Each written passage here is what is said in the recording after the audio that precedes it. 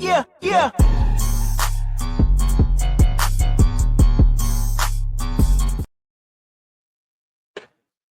Hello, YouTube. Good night. How you doing?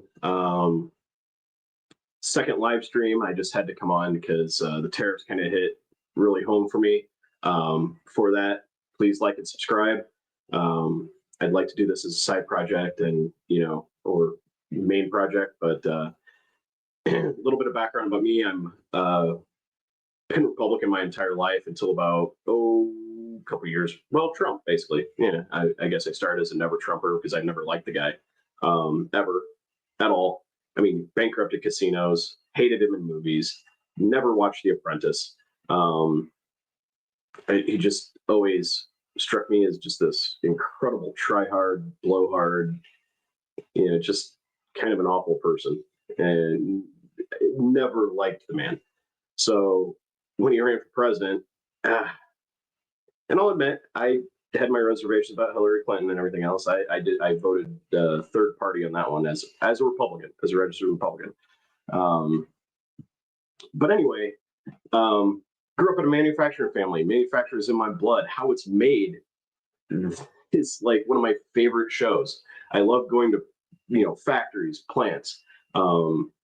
I started working on a the family business in manufacturing when I was 12. So we attempted to export to China. I mean, one of the few places that I ever did, our family business did, and and I've done import and so I've done import and export. I live this shit, and what is going on right now is bananas. Yeah, it's bonkers. It's insane. It's insane. It is completely, totally nuts. It makes no sense whatsoever. Will have no impact on our current account balance or trade deficits or anything else. It is mind-boggling how someone can be so freaking dumb to tank an economy in 2 months. Literally, we're in month 2, and here we are. Dow has hit the circuit breaker, nearly hit the circuit breaker almost twice since he's been elected. And once was just Canada and Mexico. What do you think this week is going to, like the rest of this week is going to be?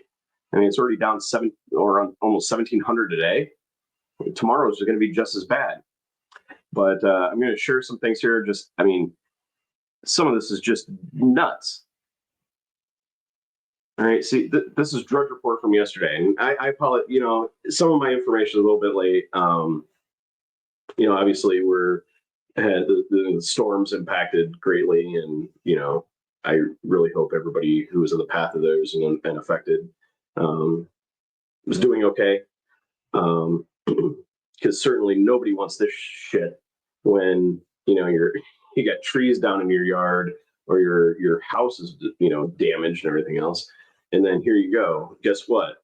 All the lumber that you need to repair your house, more expensive.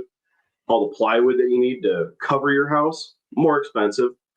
Shingles. I mean, the list goes on. Everything for housing just got monumentally more expensive. And the one on here that is just bonkers is Vietnam.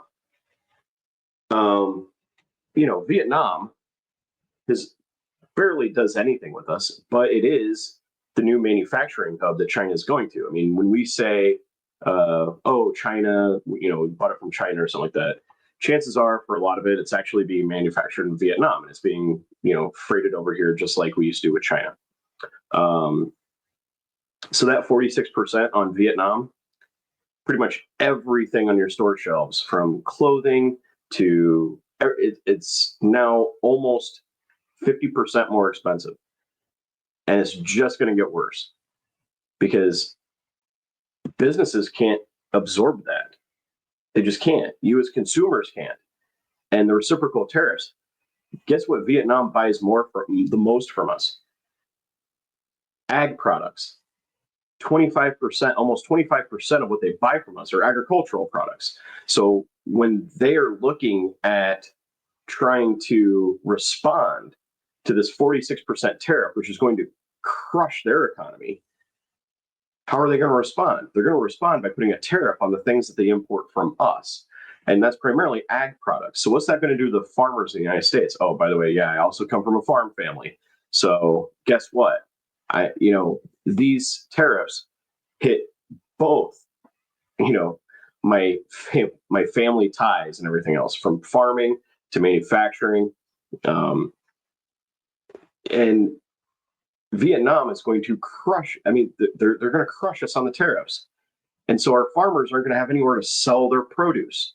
All the ag products, all the food companies that we have in this country, they are going to get crushed, because what the US exports more than anything else, it's not manufactured goods, it's not finished goods, it's digital services, it's food, it's food products, it's food-based products. And so when we put an entire global tariff on everybody else, what are they going to do? They have no choice. They're going to put tariffs, retaliatory tariffs, on the things that they actually get from us. And that is going to be agriculture products. It's going to be food. It's going to be grain. It's going to be wheat. It's going to be corn. It's going to be rice, meat products.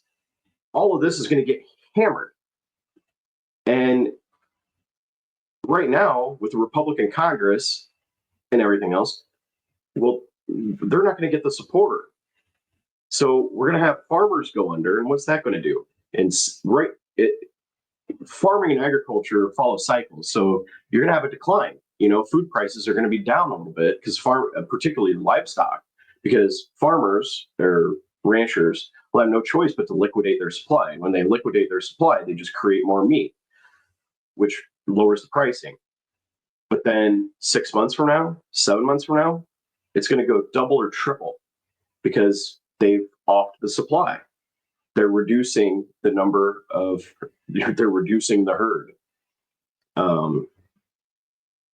So the nutty thing is, we've tried this twice before, in the 1820s and again in the 1930s, late 1920s. Each time it resulted in economic calamity. So by all means, third time's the charm, especially with no goal in mind. There's nothing on the back end of these tariffs to increase manufacturing production. So what are we doing?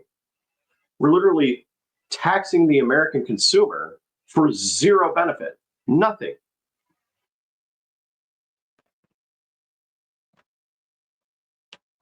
And then the other part of that is, who came up with these tariffs to begin with? Because I've heard now it's kind of come out that I guess they put it into Chat GPT or something, and that is just crazy, because this is what you come up with.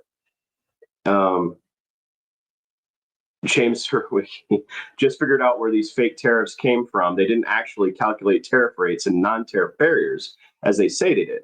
Instead, for every country, they just took our trade deficit with that country and divided it by the country's exports to us. So that's how they got the percentage.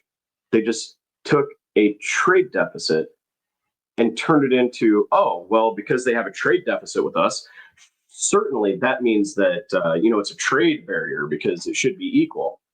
Well, it doesn't work out that way. It never works out that way. So this is where these insane percentages come from. Oh, by the way, notice who isn't on the list?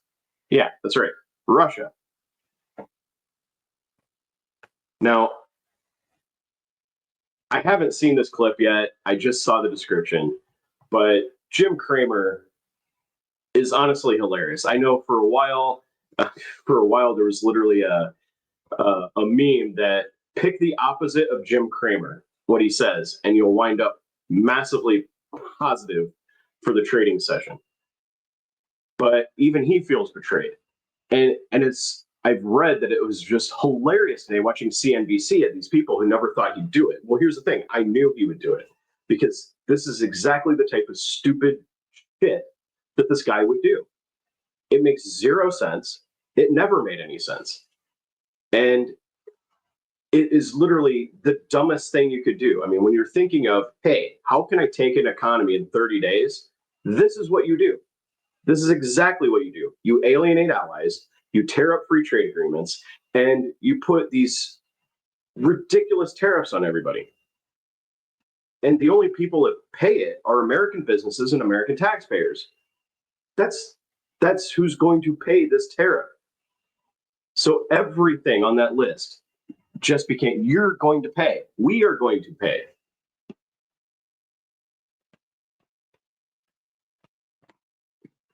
I'm going to put Jim Cramer in here. I haven't heard this yet. I do want to see what exactly he has to say on this.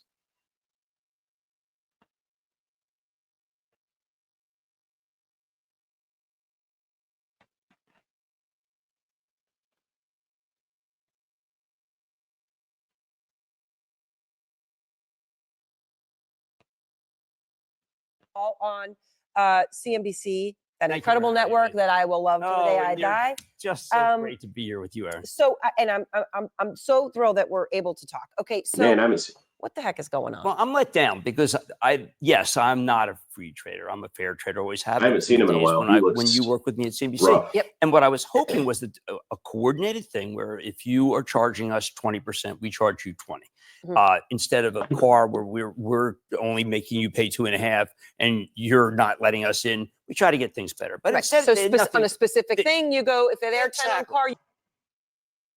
Yeah, specifically, actually, it sounds really ridiculous, but my favorite trade policy I've ever read, and of course, fiction is great for this because you can do a whole lot of things. It's actually Tom Clancy's.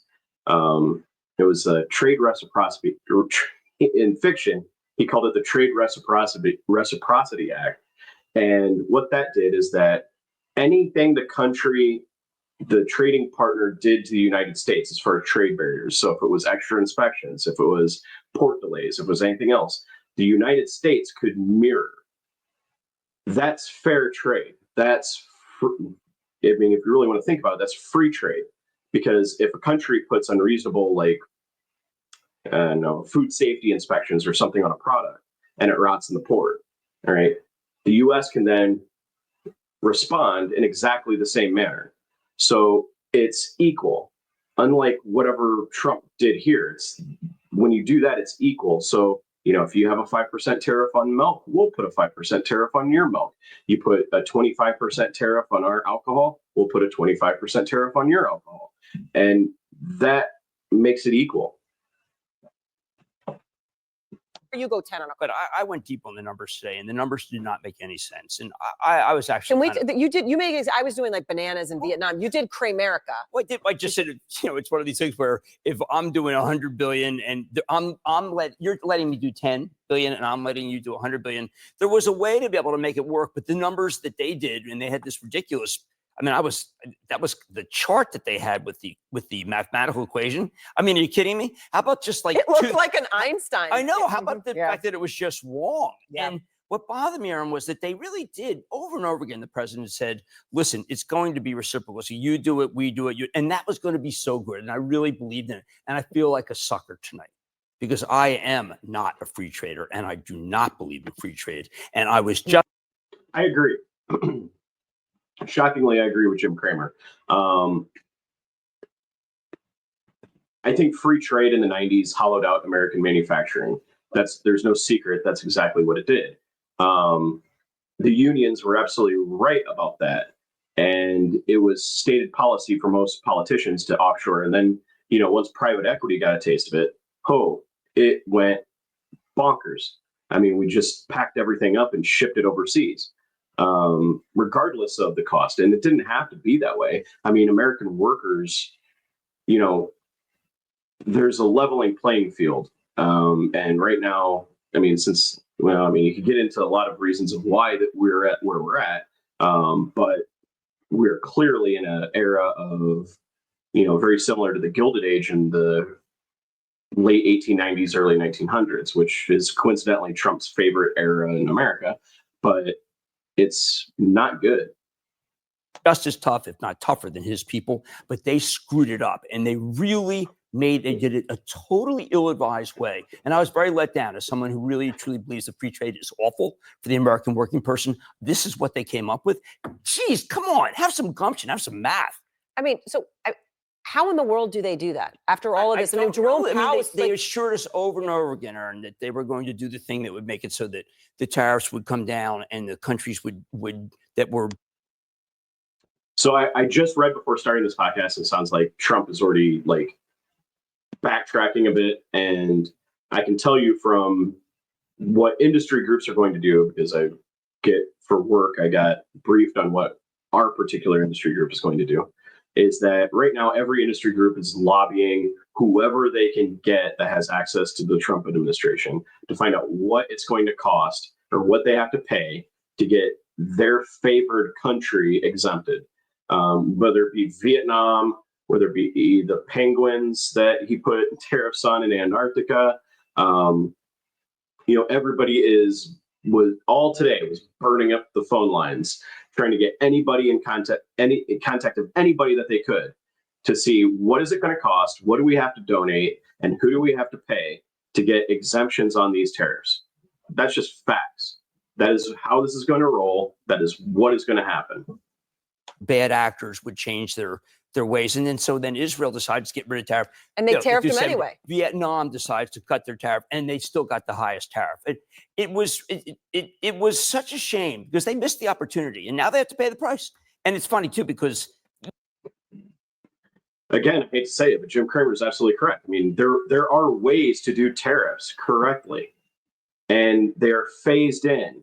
There's back end support to step up domestic manufacturing with discounted loans. Very similar to the CHIPS Act. Actually, the CHIPS Act is probably a prime example of how tariffs and this thing can be done correctly. And I think for the most part, even if he had just stayed at the 10%, like, that's the most frustrating thing. And I think it is for people like Jim Cramer and the people on CNBC and people in business and everything else, is that all he had to do is be the normal performative Donald Trump. I break it, I put a Band-Aid on it, and then I declare victory and I move on with my life. I go play golf and everything else.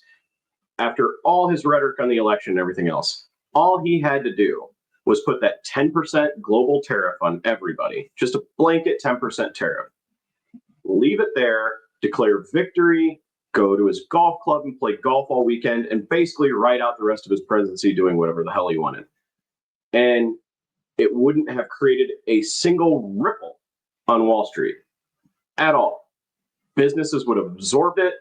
We would be totally fine had he just stayed with the 10%. It's these extra tariff percentages that are crushing the stock market, because these make no sense. There's nothing behind them to step up American manufacturing or American-made goods from these countries, and they're not even reciprocal. They're just a tax. They're just an extra tax on the American consumer. None of this stock market, none of this had to happen, and I feel bad because a lot of people lose money when this happens. I hope people just be calm, be constructive. But the way that they handled it was so Bush League that I was surprised. And President Trump has people who around. I haven't heard Bush League in forever, but that is exactly what it is. Him know these things, and can you explain why when you hear Scott Besson, he is a smart guy. He's very smart. He is a smart, thoughtful, respected person, and he came out and defended these. Well, I think when you but people like that, they know. He knows. I tried to think like that because Peter Navarro is someone I've known for 5 decades. Yep. And I was hoping that Peter. That's kind of all you need to know about Jim Cramer, then, isn't it? Who I talked with a lot, really understood, because he understood. He taught me these things, and I know he knows what reciprocal tariff really is, and he didn't deliver on that, and that was a shame, because there was such a great opportunity to course correct and make it so all these people who have taken advantage of our country repeatedly and wiped out all of the jobs in small towns, wiped out my father's job. This is one of the reasons why I've always felt like this. It's ridiculous how badly we've been taken advantage of. And I thought they were going to do something. And what did they do? They cratered the damn stock market and gave us nothing. Well, I just want to emphasize again, I think it's so. Again, what did anybody expect? He told us this is what he was going to do. He said it every speech, every rally, he said this was what he was going to do. And people like Jim Cramer want to be like, oh, well, we thought they were going to be smart about it. We thought they were going to do this. Why? We've had 10 years of this. When is everybody going to wake up and realize the man does what he says he's going to do, however awful that is, because he doesn't say he's going to do much nice things. So, I mean, yeah, where are the lower prices? Oh, well, he threw that on tariffs. Tariffs, they're going to be beautiful tariffs. And they're going to bring prices down immediately. Well, I mean, in a sense that they're going to bring prices down because there's a huge oversupply because nobody can afford anything. He might be right. But it is the consistent failing of the people in media, Jim Cramer, CNN, MSNBC, whoever, and then not even, I mean, North Korean news, which is Fox. Shockingly, I used to watch it all the time. I promise you, for people that are, grew up post-Obama or during Obama, it didn't used to be like a straight-up propaganda network. It really shockingly didn't. But that's a whole nother video. But it is this consistent underestimation of what this guy is capable of that is shocking to me. I've been telling people in my organization since the election that don't make any plans, don't put any budgets together, because by the time June or July rolls around, he'll have entirely cratered the economy with these tariffs. Oh no, he's not going to do that. No, that was just campaign stuff. We don't need to worry about it. We don't need a plan. Oh, okay. Then a couple months ago, when he started going after, not even a couple months ago, last month, when he started going after Mexico and Canada, I said the alarm again. Hey, let's make plans for what's going to happen, because this is going to happen. He's going to do this, and we need to know what our plan is going forward. Oh no, it's just Mexico and Canada. Trust me, China is at the top. He wants to get after China. Everybody else will be fine. We don't have to worry about it. Well, now here we are. And what did everybody do today? Ran around like chickens with their head cut off, trying to get a hold of someone in the administration to find out who they can pay off.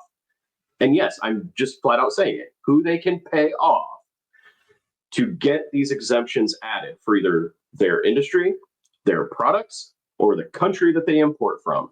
That is literally everything that occurred in DC today.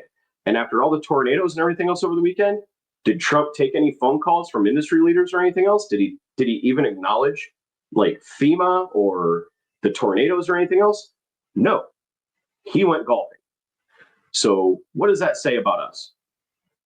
So important to emphasize where you're coming from, because there are some who will come out and say, well, free trade. Larry Kudlow, your old friend, right? I know that we always had a very flashpoint with me and Larry. Right, was about free trade, and they'll make the economic argument for it, and they'll make that you're not actually coming from that. You would have been open. You're not ideologically opposed to the concept of what they were trying to do. Not at all. But they didn't do it. They made a bargain with the devil. They decided to get rid of the American working person's good job with a good pension and sacrifice it so we could get cheap goods. And they never thought for a minute, the Republicans or Democrats, what would happen to those towns and those people, and they were left behind. And I always felt that was horrendous. A president comes along that's going to do something about it, and this is what he does.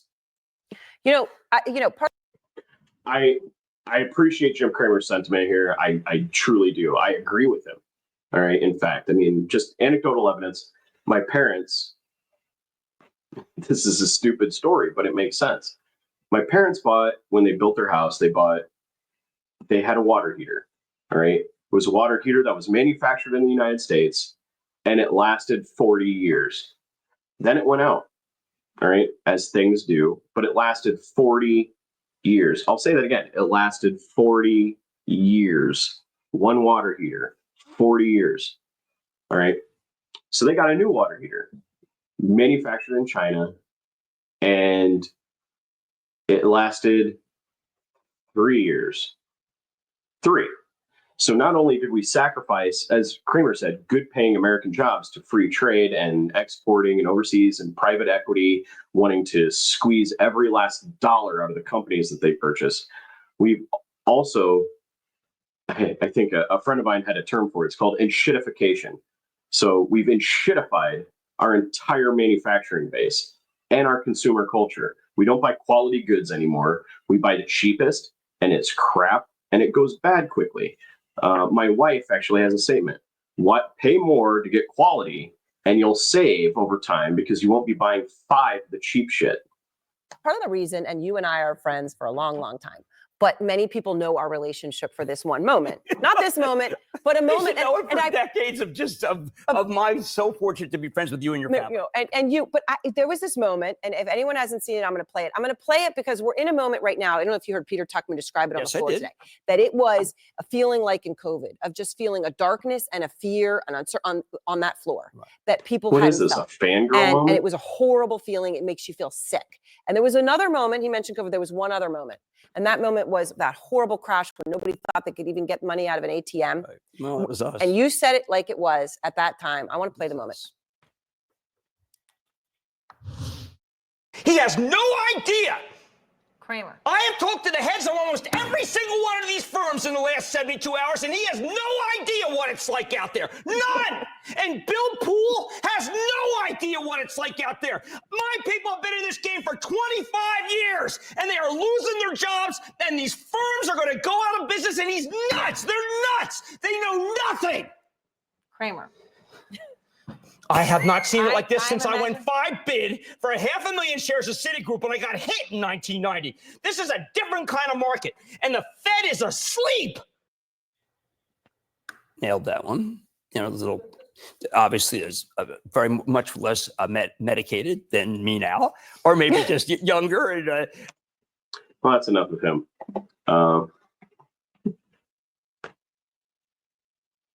I mean, yeah, it's going to get bad. This isn't the end of it. And we just all need to be prepared for random rotating tariffs. I mean, that's what's going to happen. I mean, it's going to be whoever has access to the administration to pay money will get preferential treatment on tariffs. This is exactly what people predicted during the campaign. All right. It is a license for him to print money for himself. And not only that, but he's just going to be taking it from all our wallets. And that's if we don't slide into a depression. Because the last 2 times we tried tariffs like this, we slid into a depression. And shortly after that, there was a world war. So the great, so all those anti-war maggots that voted for him, guess what, folks? It's ticking. The clock is ticking. Iran's talking about preemptive strikes. Russia's mobilizing. We've caused the European Union to mobilize for the first time. And Germany has troops on foreign soil for the first time since World War II. Japan, China, and Korea. These are 3 countries that hate each other.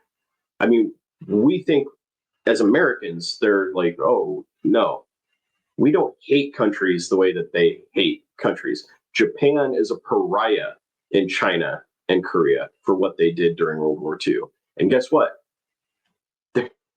In 30 days, hey, I mean, maybe he deserves a Peace Prize for this. He made Japan, China, and South Korea work together in a retaliatory tariff against the United States. Us. Anyway, please like and subscribe. Trying to get this going, and good night and good luck.